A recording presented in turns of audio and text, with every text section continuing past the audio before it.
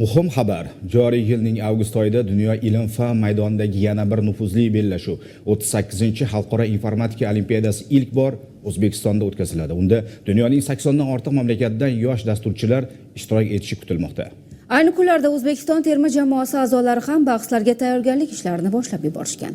O'quv jarayonlarida ularga mahalliy va xalqaro darajadagi murabbiylar ko'maklashmoqda.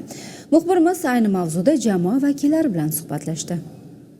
Xalqaro informatika olimpiadasi ishtirokchilari, ekspertlar, nufuzli universitetlar va gigant kompaniyalar e'tibori bu yil O'zbekistonga qaratiladi. Boisi yurtimizda yilning eng yaxshi informatika o'quvchilari, yosh dasturchilar global hamjamiyat ko'z o'ngida aniqlanadi. Ushbu muhim jarayonga tayyorgarlik ko'rish uchun yurtimizning turli hududlaridan saralangan 32 nafar o'quvchilar mashg'ulotlarda ishtirok etyapti.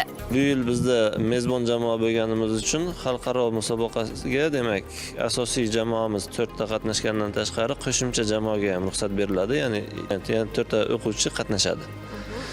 Ya'ni 8 kishi qatnashadi bu yil. 12 kun davomida o'quv mashg'ulotlari rejalashtirilgan. Bundan tashqari biz bular bilan mashg'ulotlardan oldin ham, mashg'ulotlardan keyin ham shug'ullanishda davom etamiz. Bu yil odatdagidan farqli ravishda 32 nafar o'quvchining barchasi finalgacha o'zaro bahslashadi. Ya'ni xalqaro olimpiadada kim ishtirok etishi oldindan e'lon qilinmaydi. Ularni tayyorlash uchun 10 dan ortiq xorijlik mutaxassislar ko'maklashmoqda. Qariyb 37 yildan buyon asosan Yevropa mamlakatlarida o'tkaziladigan mazkur xalqaro olimpiadaga tarixda ilk bor yurtimiz mezbonlik qiladigan bo'ldi. Bu orqali O'zbekistonning ilm-fan salohiyati va zamonaviy infratuzilma imkoniyatlarini yana bir bor dunyoga namoyish etish imkoni mavjud bizda. Va ahamiyatlisi ushbu bellashuvlarning sovrindorlariga dunyoning nufuzli universitetlari maxsus grantlar va imtiyozlar ajratadi. Aynan jarayonlarni kuzatish orqali xalqaro IT kompaniyalar ham o'zlari uchun kadrlar izlashadi. Mana shu faktlarning o'zi ham bellashuvning qanchalik nufuzli va ahamiyatli ekanini belgilab beradi.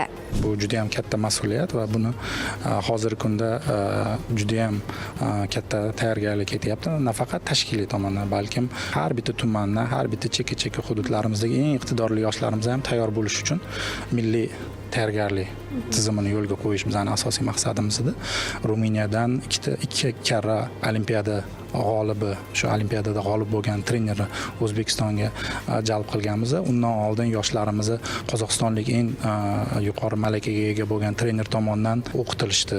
Bu yilgi bellashuvning mamlakatimizda o'tkazilishi faqatgina jarayonlar bilan cheklanmaydi, balki O'zbekistonning IT hamjamiyatdagi o'rnini mustahkamlaydi. Yangi xalqaro hamkorliklar uchun yo'l ochadi. Biz esa vakillarimizga omad tilaymiz.